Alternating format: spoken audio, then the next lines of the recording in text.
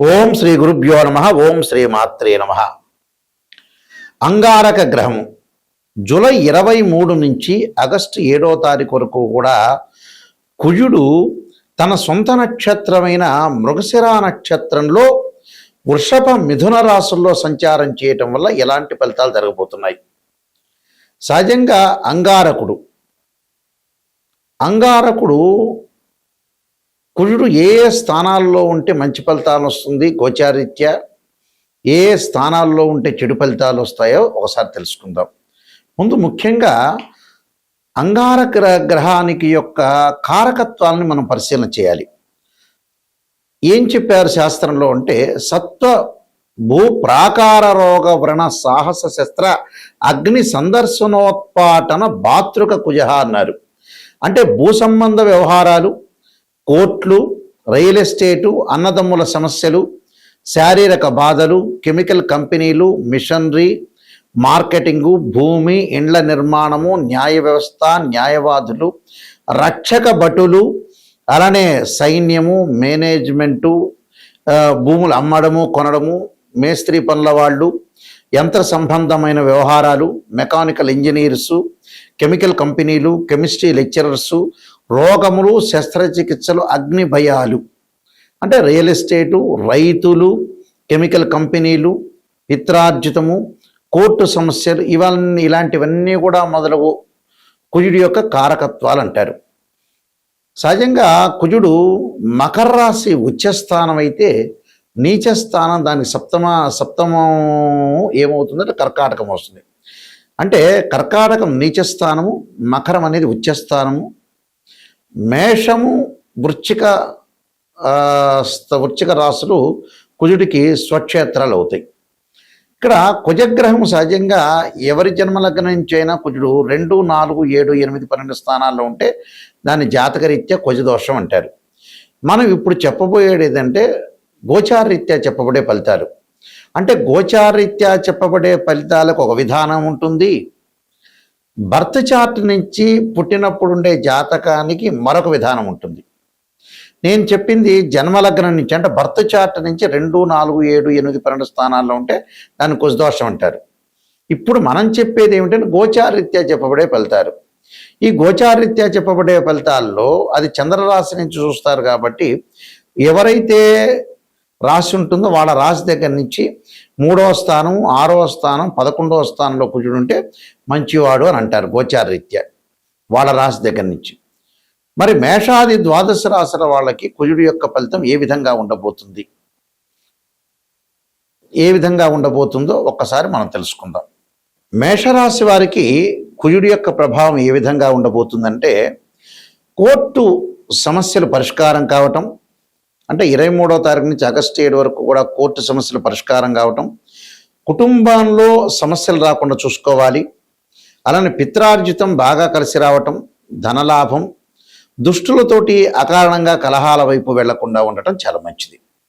అంటే ఇక్కడ ఈ మేషరాశి వారికి ప్రత్యేకంగా ఈ వృషభ మిథున రాశిలో కుజుడు యొక్క సంచారం వల్ల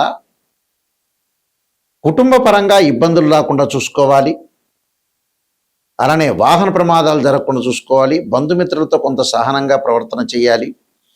తొందరగా గ్రాస్పింగ్ పవర్ ఉంది కదా అని ఎక్కువగా మాట్లాడితే కూడా కొన్ని ఇబ్బందులు కలిగే సూచనలు బాగా ఎక్కువ ఉంటాయి.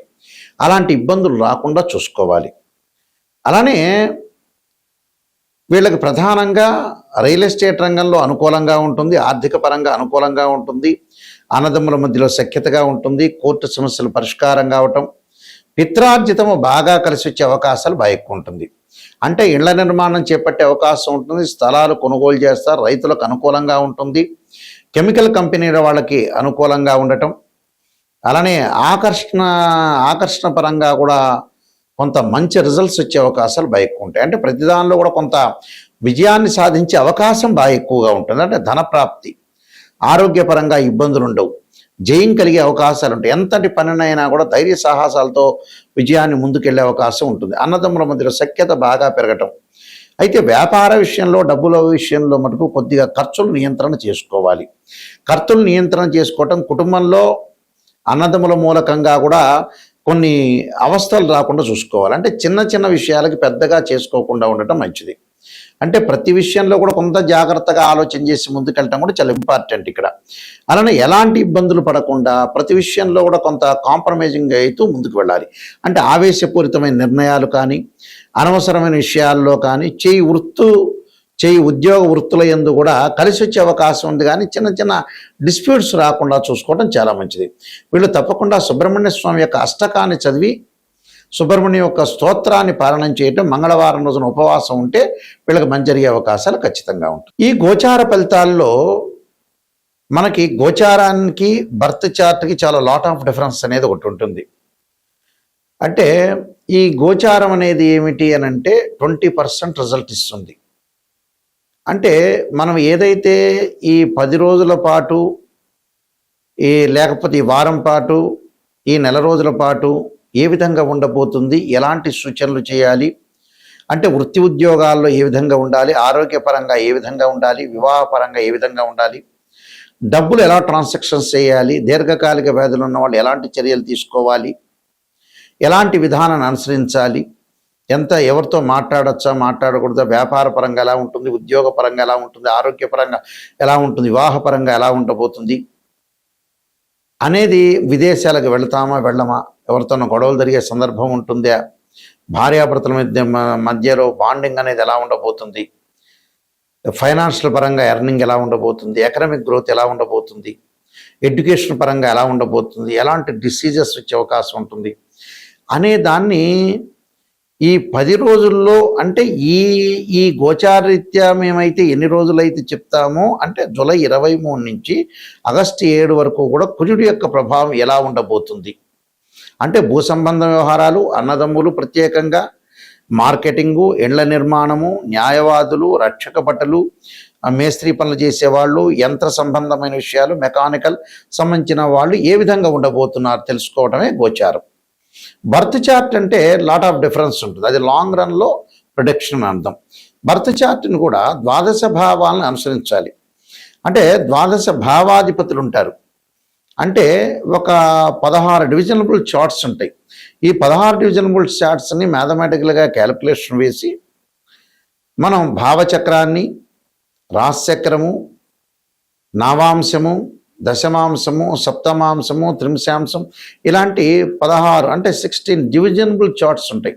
ఈ 16 డివిజనబుల్ చార్ట్స్ని మనం అనాలిసిస్ చేయాలి. అందులో భావాధిపతులు వేరు, రాస్యాధిపతులు వేరు, ఆ బాక్స్లో ఉండే గ్రహం వేరు. భావాధిపతి అంటే ఏంటంటే లగ్నం నుంచి అనుసరించేది.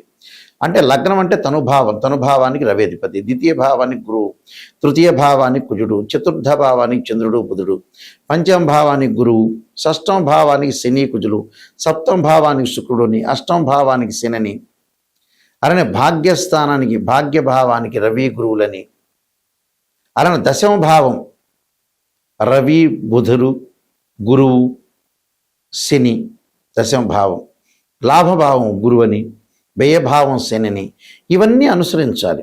అంటే ఇవి భావాధిపతులు. రాస్యాధిపతులు వేరు. అంటే భావాధిపతి అంటే ఇంటి ఓనరు, రాస్యాధిపతి అంటే బిల్డరు.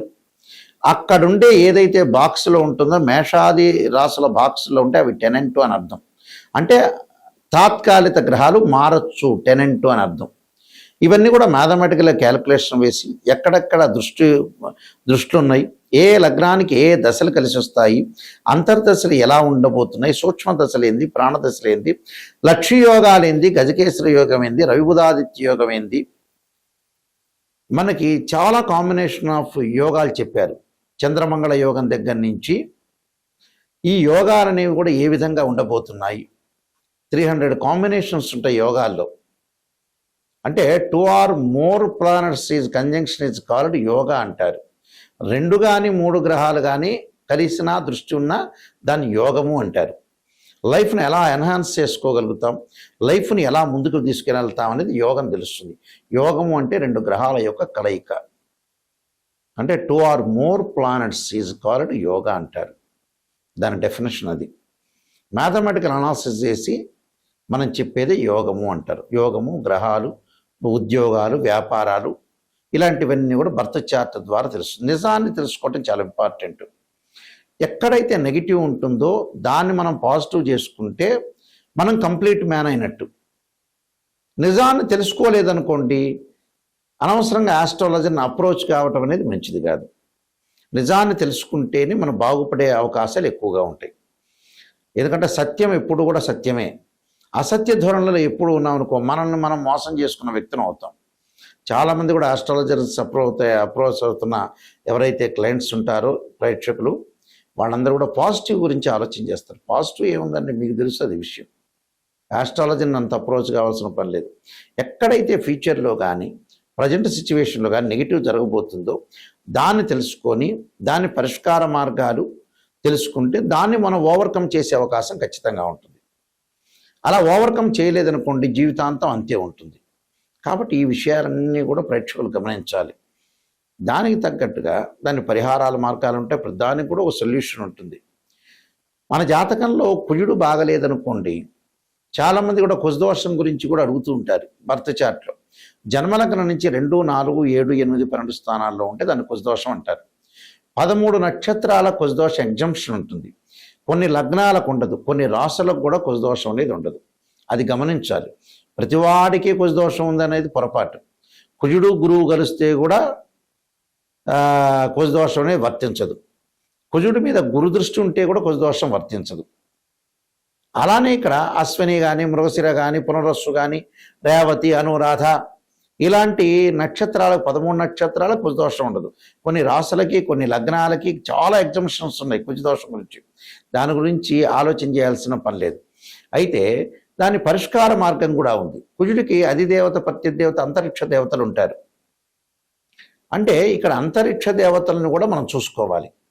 అంటే భగళాముఖి, అలానే భగళాముఖి స్తోత్ర పాలనం చేయటం కానీ, సుబ్రహ్మణ్య స్వామి యొక్క అష్టకం కానీ, సుబ్రహ్మణ్యం యొక్క స్తోత్ర పాలనం కానీ, నాగదేవతను భక్తి శ్రద్ధతో కొలవటం కానీ, రాహుకాలంలో దీపం పెట్టడం కానీ ఇలాంటివి చేసుకోవాలి. చేసుకోవటం వల్ల ఏంటంటే మనకు మంచి జరిగే అవకాశాలు ఎక్కువగా ఉంటాయి. ఇలాంటివన్నీ కూడా ఆలోచన చేయాలి. అంటే ఇక్కడ ఏంటి, అగ్నికి ఏదైతే కుజుడికి అధిదేవత ప్రత్యదేవతల్ని భక్తి శ్రద్ధతో కొలవటం, అధిష్టాన దేవత సుబ్రహ్మణ్య స్వామి, అలానే క్షేత్రపాలకుల్ని, అలానే పృథ్వీని, భూసూక్తము పారాయణం చేసుకోవటం, అలానే భూసూక్తాన్ని చదవటం, భగళాముఖి స్తోత్రాన్ని, సుబ్రహ్మణ్య స్వామి యొక్క అష్టకాన్ని చదవటం వల్ల కుజదోషం తొలగిపోతుంటుంది. అలానే వివాహం కాని స్త్రీ పురుషులు ఎవరైనా కుజదోషం అనేది ఒకటి ఉంటే ఎగ్జంప్షన్ ఉందా లేదా చూసుకోవటం ఒకటి. శ్రీ వల్లీ దేవసేన సమేత సుబ్రహ్మణ్య స్వామి యొక్క కళ్యాణం చేయటం. అసలు జాతకంలో కుజదోషం గురించి భయపడాల్సిన పని లేదు. వివాహానికి అసలు శుక్రుడే కారణం, కుజుడు కాదు. ఒకవేళ కుజదోషం ఉందనుకో దాని పరిహారం అనేది చేసుకోవచ్చు, తప్పేమీ లేదు.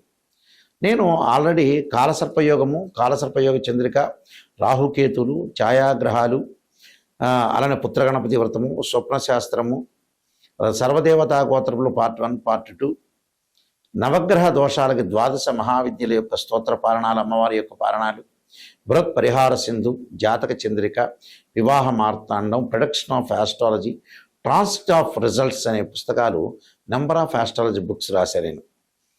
ఇవన్నీ కూడా మా దగ్గర లభ్యమవుతాయి. అలానే రాజమండ్రిలో కోటగుమ్మంలో ఉన్న అతిపెద్ద పబ్లికేషన్ అయిన ఇండియాలోనే మోహన్ పబ్లికేషన్ వారి దగ్గర కూడా ఈ పుస్తకాలను లభ్యమవుతాయి. వారిని అడిగి మీరు కూడా తెచ్చుకోవచ్చు. అయితే మా వెబ్సైట్ www.nayakanti.com, www.nayakanti.in ఈ వెబ్సైట్ చూడండి. ఈ వెబ్సైట్లో మీకు ఆ వెబ్సైట్ చూస్తే కూడా ఆ పుస్తకాలన్నీ కూడా మీకు కనపడుతూ ఉంటాయి. అలానే మీకు ఏ డౌట్లు వచ్చినా మమ్మల్ని సంప్రదించాల్సిన వాళ్ళు ఎవరైనా సరే నిజం తెలుసుకొని నాయకంటి గారి ద్వారా బాగుపడాల్సిన వ్యక్తులు మాత్రమే ఫోన్ చేయండి. మా నెంబర్ కూడా స్క్రీన్ మీద స్క్రోలింగ్ అవుతున్న నెంబర్ ఉంటుంది. ఆ నెంబర్కి మీరు కాల్ చేసి తెలుసుకోండి. మీ అందరికీ కూడా శ్రీ పరమేశ్వరి యొక్క కరుణాకటాక్షం ఉండాలని ఆశిస్తూ సర్వే జనా సుఖినో భవంతు.